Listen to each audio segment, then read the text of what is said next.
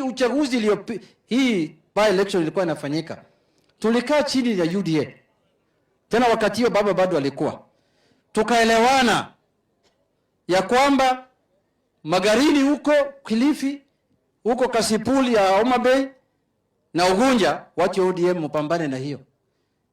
Hapa Malava, huko Mbere, Embu na Banisa, watu wa UDA wapambane, tushirikiane.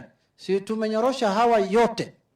ODM ilishinda yao yote na UDA ilishinda nao yote, na hiyo ndio dalili ya 2027. Hiyo ndio dalili ya wapi? Hiyo ndio dalili ya 2027.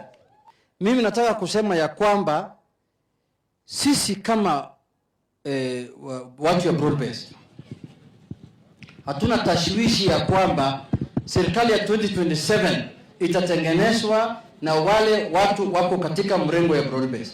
Vile walishinda Malava, vile walishinda Mbere, vile walishinda Kasipul. Sisi hakuna siku kama ODM tutaungana na watu ambaye wanagawa wa Kenya kwa mambo ya ukabila. Na kuna wengine wanasema tuongee na hawa. Tutaongea na hawa namna gani kama wako na watu ya shares na watu wa ukabila wako ndani yao?